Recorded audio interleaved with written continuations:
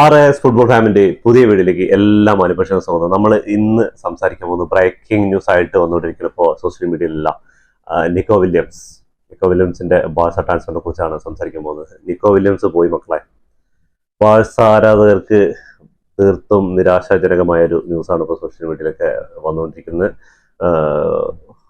Romano മുതൽ Marco എല്ലാ പത്രങ്ങളും കാര്യങ്ങളൊക്കെ ഇതിന്റെ അപ്ഡേഷൻസ് വന്നുകൊണ്ടിരിക്കുകയാണ്. നിക്കോ വില്യംസ് 2035 വരെ അറ്റ്ലറ്റിക്കോ ബിൽബാവോയിൽ കോൺട്രാക്ട് റിന്യൂ ചെയ്തു. അപ്പോൾ ബാഴ്സയോട് ബൈ ബൈ പറഞ്ഞിരിക്കുകയാണ്. എന്താ പറഞ്ഞാൽ ഈ ഒരു ക്ലബ് വേൾഡ് കപ്പിന് വേണ്ടിയിട്ട് 10 ദിവസം ഇത് തുടങ്ങിയിട്ടുണ്ടായിരുന്നു. ട്രാൻസ്ഫർ വിൻഡോ ഓപ്പൺ ആക്കിയിട്ടുണ്ടായിരുന്നു. അതിനുശേഷം സമ്മർ ട്രാൻസ്ഫർ ഓപ്പൺ ആവാൻ പോവാണ്. അപ്പോൾ ഇത് സമയത്ത് നിക്കോ വില്യംസിനെ കുറിച്ച് ബാഴ്സയിലോട്ടുള്ള റൂമേഴ്സ് ഭയങ്കരമായിട്ട് ഏത് ദിവസം സോഷ്യൽ മീഡിയ പറഞ്ഞാലും എന്തെങ്കിലുമൊക്കെ അപ്ഡേഷൻസ് ഉണ്ടാകും. അപ്പോൾ വരുന്ന 2-3 ദിവസങ്ങളിൽ ഏകദേശം ഉറച്ചു സൈനിങ് കോൺട്രാക്ട് സൈൻ ചെയ്യാൻ റെഡിയാണ്. അടുത്ത ജൂലൈ 9 തീയതി നിക്കോ വില്യംസ് ബാഴ്സയുടെ കോൺട്രാക്ട് സൈൻ ചെയ്ത എല്ലാ ന്യൂസുകളും വന്നതിൻ്റെ ഇടയിലാണ് ഇപ്പോൾ വെള്ളിയാഴ്ച ഉച്ച സമയത്ത് വന്നൊരു ന്യൂസാണ്. നിക്കോ വില്യംസ് അറ്റ്ലറ്റിക്കോ ബിൽബാവുമായിട്ട് 2035 വരെ ഒരു ലോങ് ടേം ഒരു 10 വർഷത്തെ കരാറാണ് പുതുക്കിയിരിക്കുന്നത്. റിലീസ് ക്ലോസ് ഇപ്പോൾ സെയിം നേരത്തെ പോലെ 60 മില്യൺ മുതൽ 70 മില്യൺ വരെയാണ് റിലീസ് ക്ലോസ് കാണുന്നത്.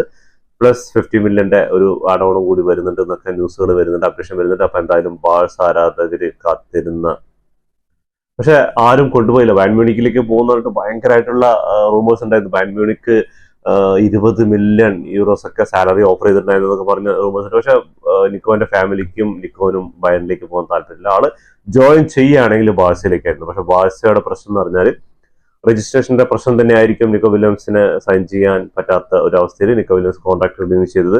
അപ്പോൾ നിക്കോ വില്യംസിന്റെ സൈനിങ് ആയിട്ട് ബന്ധപ്പെട്ട് ചില ബാഴ്സ ആരാധകർക്ക് ഭയങ്കര ദേഷ്യമാണ്. പക്ഷെ പറഞ്ഞിട്ട് കാര്യമില്ല. ബാഴ്സയ്ക്ക് ഇപ്പോഴും 1:1 റൂൾസിൽ വരാൻ പറ്റിയിട്ടില്ല. സോഷ്യൽ മീഡിയയിൽ കുറെയൊക്കെ പറഞ്ഞത് 1:1 എത്തി എന്ന് പറയുന്നത്, പക്ഷെ ഇപ്പോഴും 1:1 എത്താൻ പറ്റിയിട്ടില്ല എന്നാണ് റൂമേഴ്സ് അറിയപ്പെടുന്നത്. അപ്പോൾ തീർച്ചയായിട്ടും ഇത് രജിസ്റ്റർ ചെയ്യാൻ പറ്റാത്ത ഒരു പ്ലെയർ ക്ലബിൽ വന്ന് കളിക്കുമ്പോൾ ഇപ്പോൾ ഓൾമോ ഈ സീസണിലെ കളിച്ച് ഓൾമോ ഇപ്പോഴും രജിസ്റ്റർ ചെയ്യാൻ പറ്റില്ല ബാഴ്സയ്ക്ക്.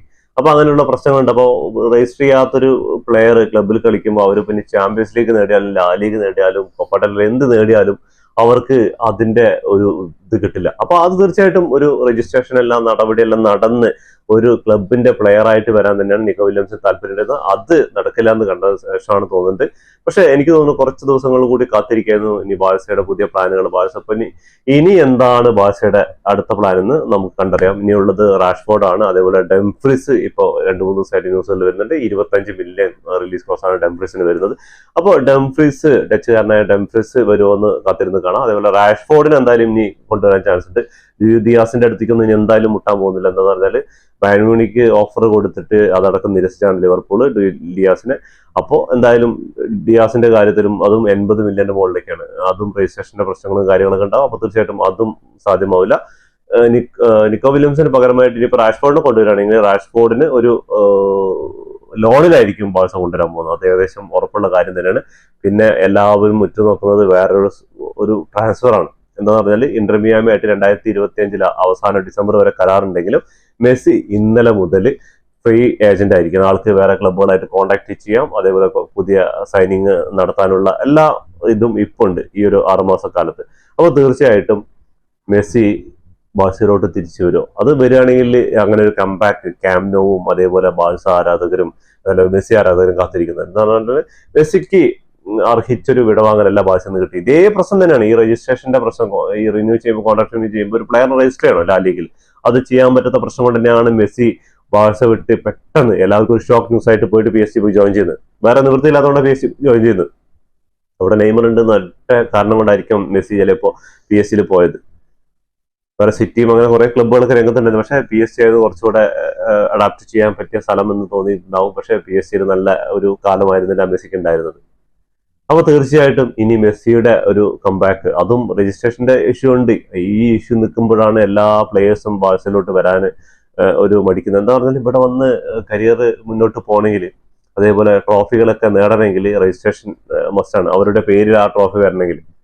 അപ്പൊ അങ്ങനെയുള്ള കാര്യങ്ങൾ ഇനി ബാഴ്സയിലേക്ക് മെസ്സി തിരിച്ചു വരികയാണെങ്കിൽ സ്പോട്ടിഫൈ ക്യാമ്പ് ന്യൂ ഓഗസ്റ്റ് 10 തീയതി, അടുത്ത മാസം 10 തീയതി റീ ഓപ്പണിങ്ങിന് എടുക്കുകയാണ്. അപ്പൊ ആ സമയത്ത് ഒരു പുതിയൊരു പ്ലെയർ നിക്കോ വില്യംസ് ശരിക്കും ആ ഒരു ഇതിൽ അവതരിപ്പിക്കാൻ പറ്റുമായിരുന്നെങ്കിൽ ഒരു വലിയൊരു ബൂം സൃഷ്ടിക്കാൻ പറ്റുന്ന ബാഴ്സയ്ക്ക്. ഇനിയുള്ള ഓപ്ഷൻ എന്ന് പറഞ്ഞാൽ റാഷ്ഫോർഡ് ഇതൊക്കെ വരികയാണെങ്കിൽ ഒരു പരിധികളൊക്കെ ഉണ്ട് ബാഴ്സയ്ക്ക് ആ ഒരു ഹൈപ്പ് വരുന്നത്.